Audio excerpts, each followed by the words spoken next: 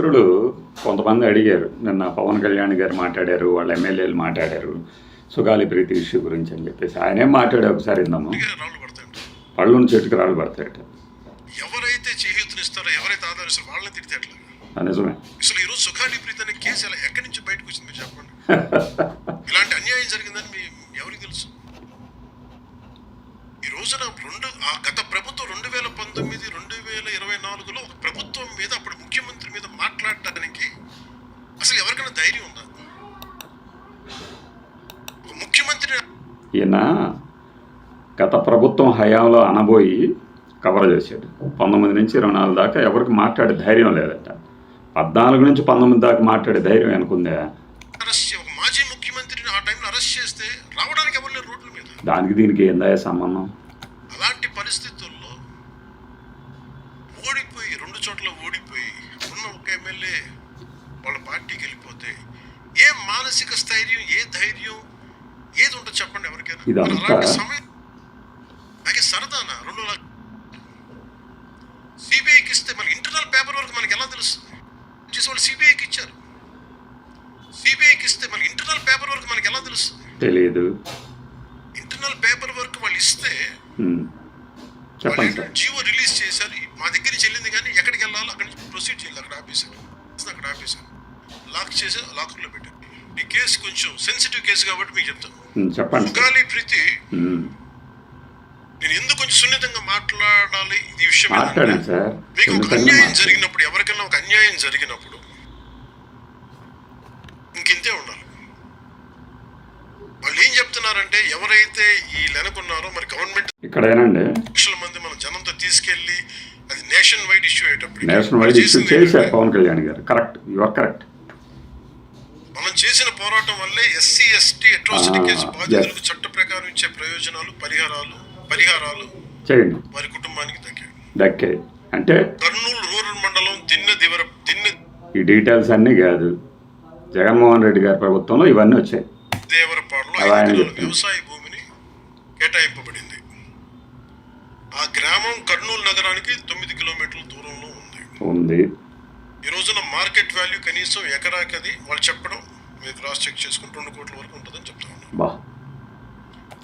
అంటే 2 కోట్లు ఉన్న మార్కెట్ రేటు పలికే భూమిని జగన్మోహన్ రెడ్డి గారి ప్రభుత్వం వాళ్ళకి కేటాయించింది. వీరి కుటుంబానికి కర్నూలు కార్పొరేషన్లో కల్లూరు వద్ద 5 సెంట్ల ఇంటి స్థలాన్ని కేటాయింపు చేసిన ప్రభుత్వం. జగన్మోహన్ రెడ్డి సెంటు 10 లక్షల నుంచి 15 లక్షల వరకు ఉంటుంది. 75 లక్షలు. పాప ఇద్దరు తల్లిదండ్రులకి రెవెన్యూ తల్లిదండ్రులకి రెవెన్యూ శాఖలో జూనియర్ అసిస్టెంట్ గా ఉద్యోగం ఇవ్వడం ఇచ్చారు. ఇది కాకుండా ఇది మన పోరాటం వల్ల ఒత్తిడి పెట్టడంలో వచ్చింది. అంటే జగన్మోహన్ రెడ్డి గారి ప్రభుత్వం వదిలేయలేదు, జస్ట్ లైక్ దట్ వదిలేయలేదు. ఇవి కాకుండా నేను ఫస్ట్ టైం ఛార్జ్ తీసుకోగానే మొదట చెప్పిన మాట, ఇక్కడ ఒక విషయం చెప్పాలి. ఈ రోజున సుగాలి ప్రీతి తల్లిదండ్రులు మాట్లాడటం వల్ల ఇది ఇష్యూ ఫ్లేరప్ అవుతుంది కాబట్టే వీళ్ళు ప్రత్యేకంగా ఈ ఒక్క బయటికి రిలీజ్ చేశారు. ఇంకొకటి, ఆవిడ నేరుగా జనసేన కార్యాలయాన్ని ఈయనని కలవడానికి వెళ్తే అపాయింట్మెంట్ ఇవ్వలేదు. దీనికి వైఎస్ఆర్సీపీ వాళ్ళు కారణం కాదు కదా. మీ అపాయింట్మెంట్ ఇవ్వకపోవడానికి ఆమె కారణం కాదు కదా, వాళ్ళు కారణం కాదు కదా. పాపకి న్యాయం జరగాలి. ఏమేమి జరిగిందని సిఐడి చీఫ్ని నేనే తెలియజేశాను. డీజీపీ గారికి పంపించాను. ఏమైంది? అలాగే సిఐడి అధికారులకు చెప్పాను, ఉన్నతాధికారికి, హోమ్ మినిస్టర్ గారికి చెప్పాము. ఇవన్నీ చెప్తే పోలీసు సిఐడి వాళ్ళు చెప్పింది ఏంటంటే, అసలు అప్పట్లోనే చెప్పండి సార్, ఎవరైతే దీని వెనక కుట్ర వెనక ఉంది ఇవన్నీ చెప్తున్నారో ఏ డిఎన్ఏ తారుమారు చేశారు. ఎప్పుడు ఇది 2017 నుంచి 19 దాకా చంద్రబాబు నాయుడు గారి ప్రభుత్వం ఉన్నప్పుడు ఎలా తారుమారు చేసి ఉండాలి చెప్పండి సార్. ఈ ఒత్తిడిలో వీళ్ళకి భూములు అవి ఇవి ఇచ్చేసి మరి ఏం చెప్పానో తెలియదు, కానీ వాళ్ళు నాకు తెలిసి వాళ్ళు ఈరోజు పోలీసు చెప్తుంది ఏంటంటే, సాక్ష్యాలు వీళ్ళు చెప్తున్న వ్యక్తుల మీద వాళ్ళ డిఎన్ఏకి దీనికి మ్యాచ్ కావట్లేదు. ఎవరిది తప్పు? జగన్మోహన్ రెడ్డి గారు తప్ప? చేయండి, అది కూడా చేసేయండి.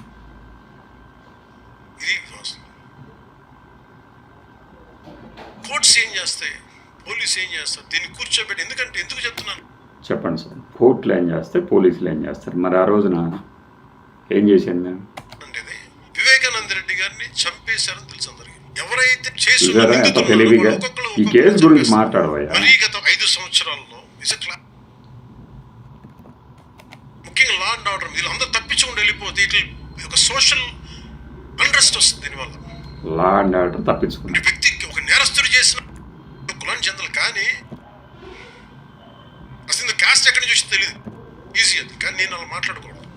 అటు నేను ఇప్పుడు డిప్యూటీ సీఎం పదవులు ఉన్నాను కాబట్టి నేను చాలా ఒళ్ళు దగ్గర పెట్టుకుని మాట్లాడాను. సరే సార్, అందుకని ఇవన్నీ ఇప్పుడు అర్థమైంది కదండి. మనం రోజు చెప్పేది పవర్లోకి రాకముందు మాట్లాడటం వేరు, వచ్చిన తర్వాత మాట్లాడటం వేరు. ఆ పద్ధతులు వేరుగా ఉంటాయి. మీరు ఒక్కసారి దీంట్లో కూడా ఆ పాపకి న్యాయం జరగాలి, ఎవరైనా పైకి అదే చెప్తారు. శిక్షింపబడాలి, దాంట్లో అసలు ఇప్పుడు లేదు. కానీ ఇప్పుడు ఆ ఎమ్మెల్యేలు ఏం మాట్లాడారు వింటే మైండ్ బ్లాక్ అవుతుంది. ఈరోజు మరి మీ అందరి ముందు మాట్లాడండి సార్. క్లియర్గా ఒక ఇష్యూ గురించే కాదు, అలాంటి ఇష్యూలే జరగకూడదు అనేది పక్కన వాళ్ళు ఒకడేమో ఇలా అంటాడు, ఒకళ్ళేమో ఇలా అంటారు. రకరకాల అభినయాలు. సుగాలి ప్రీతిని వాడుకుంది ఎన్నికల కోసం అని అడుగుతున్నారు రిపోర్ట్.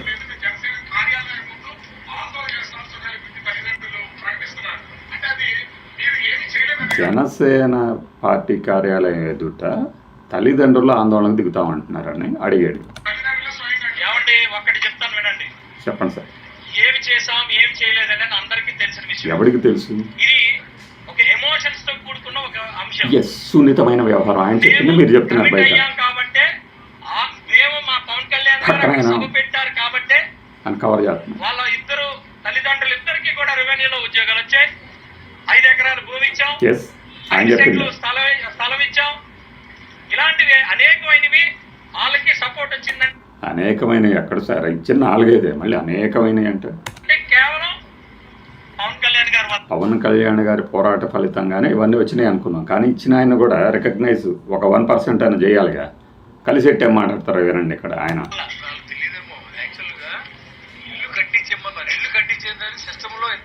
ఇల్లు కట్టించేయమంటే సిస్టంలో అది ఇది అంటారు. ఈరోజు సిస్టమ్ గురించి మాట్లాడతారు, ఆ రోజు సిస్టమ్ ఉంటుంది, అది పని చేస్తుంది అని మాత్రం మాట్లాడతారు.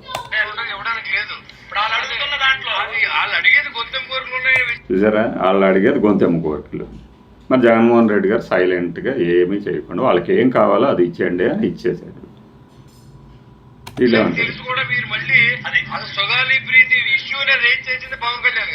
సుగాలి ప్రీతి ఇష్యూని ఆయన రైజ్ చేసేది బాగానే ఉంది.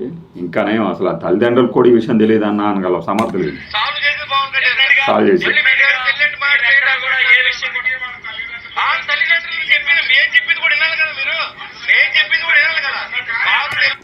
ఇప్పుడు ఒక ఇష్యూ మీద మీరు సాల్వ్ చేస్తామన్నారు, వెంటనే అధికారంలోకి రాగానే అన్నప్పుడు, అది జరగనప్పుడు, ప్రశ్నించినప్పుడు ఇలాంటి అసహనం వస్తుంది. మనం చేస్తే మాత్రం చాలా పద్ధతిగా చేస్తాము, అవతలోడేమో అరాచకం చేస్తాడు. అంటే ఎలా ఒక ఇష్యూ గురించి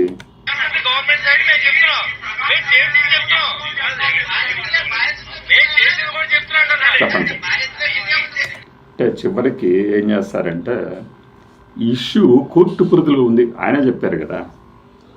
పైగా లా అండ్ ఆర్డర్ వేరట, మరొకటి వేరట, అది అక్కడుంది ఇది ఎక్కడుంది, ఇవన్నీ కాదండి. మీరు చేయగలిగింది ఇలా చేస్తున్నాం చెప్తే సరిపోతుంది. కానీ గత ప్రభుత్వం ఈ రోజు కూడా 19-24 మధ్య జరిగింది అనే ఒక కలరింగ్ ఇవ్వబోయారు. మరి ఇలాంటప్పుడు న్యాయం అంటే ఆ రోజు జగన్మోహన్ రెడ్డి గారు చేసింది న్యాయం కాదు, వీళ్ళు చేసేది న్యాయం అని అనుకోవాలి మనం. ఇక అంతకుమించి వేరేది ఉండదు.